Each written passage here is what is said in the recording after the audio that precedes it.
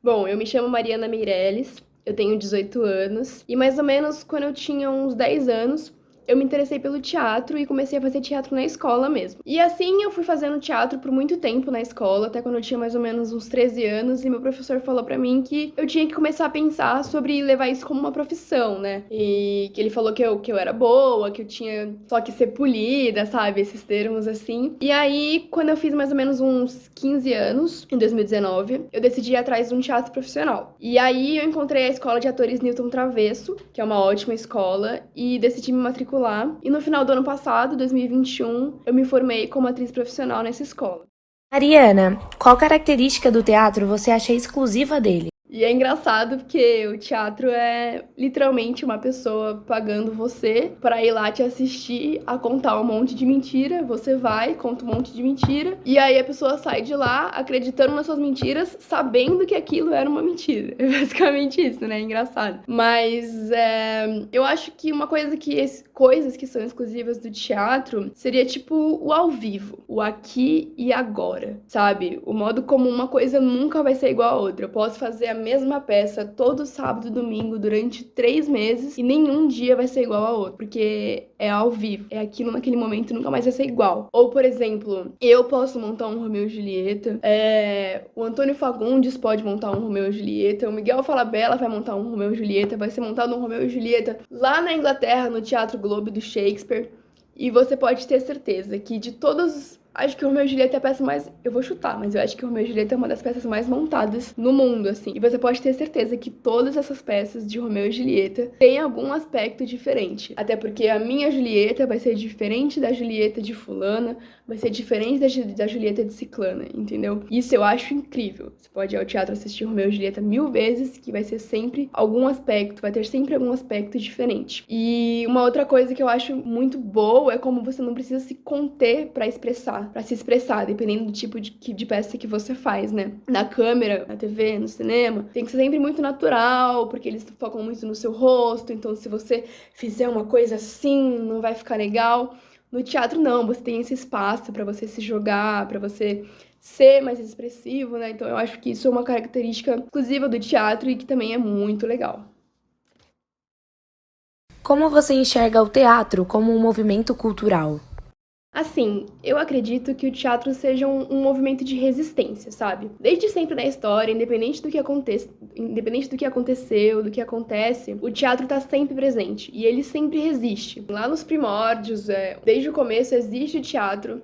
Um bom exemplo para entender como ele sempre resistiu, tipo, desde antigamente, por exemplo, a Idade Média, né? Todo mundo sabe que a Idade Média foi uma idade de coisas. Foi uma época de coisas que eram muito privadas, e a arte em si tinha que ser uma arte que era somente ligada à religião, e o teatro mesmo, na Idade Média, não era permitido, né? Então, o que aconteceu foi que eles faziam teatros clandestinos, e aí surgiu a comédia dell'arte, que é um teatro onde as pessoas satirizavam, né? Onde os artistas satirizavam das pessoas, principalmente de quem estava no poder, e o público que assistia conseguia compreender o que estava acontecendo na época, né? Na cultura, no local, tudo o que eles estavam passando na Idade Média. Então, eles resistiram na Idade Média, eles resistiram na ditadura, tem muita peça importante sobre tudo o que aconteceu durante a ditadura. O teatro resistiu na pandemia, o teatro se adaptou ao online, a tudo que podia ser feito para poder. Porque o teatro não morre, a verdade é essa, né? Ele resiste, se reinventa e continua existindo. Então, para mim, o teatro como um movimento cultural, ele preserva e ele comunica a história, sabe? Ele atinge não só o sentimento do público, mas também o intelecto como um todo. Faz as pessoas pensarem e refletirem sobre o que está acontecendo diariamente na sociedade. E também eu acho que a gente pode dizer que o teatro, ele celebra e ele representa a nossa vida, celebra e representa a nossa cultura, celebra e representa a vida de todas as pessoas. Eu acho que eu enxergo assim o teatro como um movimento cultural, entendeu? Você acha que o teatro pode ser considerado um transmissor de informação?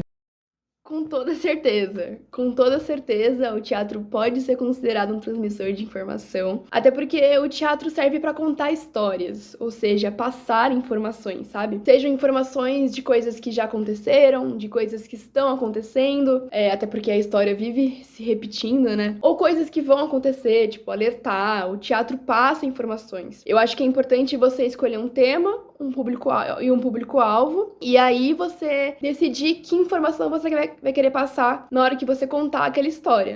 Eu fiz uma peça infantil esse ano que falava sobre a questão do abuso no corpo da mulher, falava sobre a violência, a gente começou a tratar sobre muitos temas importantes de uma maneira com que a gente conseguiu dialogar aquilo com as crianças, elas entenderam o que estava acontecendo, a informação foi passada e elas gostaram da peça, sabe? Elas saíram de lá felizes e é isso que tem que ser, entendeu? Um teatro infantil consegue ter também a mesma informação que tem um teatro para adultos. E eu acho que isso é muito importante de ser dito, porque tem muita gente que acha que teatro infantil serve só para vender, serve só para fazer um teatro de shopping, não é. Mas voltando à pergunta, sim, o teatro é um transmissor de informação, porque é isso que a gente passa, informação na história. No nosso imaginário, o teatro já é visto como uma cultura mais cute, para pessoas refinadas, de classe média alta, digamos assim. Como você acha que o teatro pode se tornar mais acessível à população mais carente?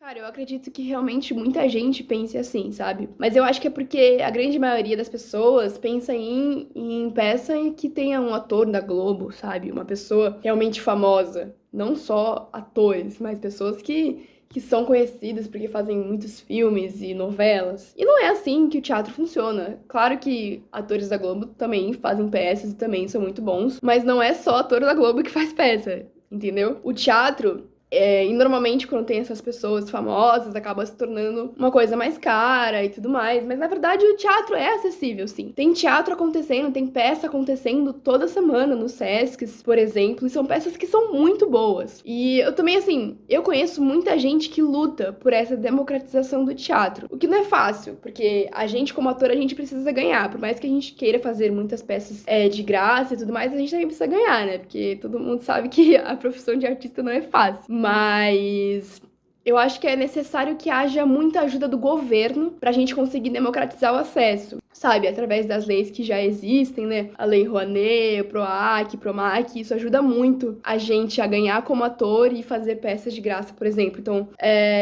existem muitos projetos em comunidades, em céus, onde as pessoas levam o teatro para as outras pessoas, para as pessoas que não têm acesso, para as pessoas que moram em comunidades, para as pessoas que moram longe dos teatros, né? E assim, essas pessoas conseguem ter a oportunidade de conhecer essa arte do teatro, que é uma arte maravilhosa. Então eu acho que para poder se tornar mais acessível à população carente, realmente precisa de ajuda de governo, porque tem muita gente por aí se mobilizando, fazendo projeto e levando o teatro para a periferia, sim, sabe? O teatro é e deve ser para todas as pessoas, com certeza. Para você, qual a importância do teatro para a sociedade?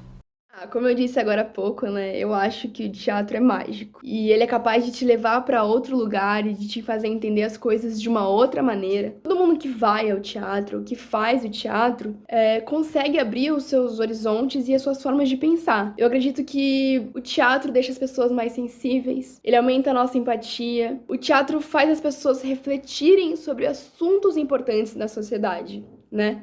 O teatro, ele combate o preconceito, a discriminação, ensina a empatia, como eu falei agora há pouco, influencia e cria uma certa revolução interna no próprio espectador. Eu acredito que se você vai ao teatro e você não sai com uma cabeça mais aberta, você não sai diferente do que você entrou, você foi ao teatro errado.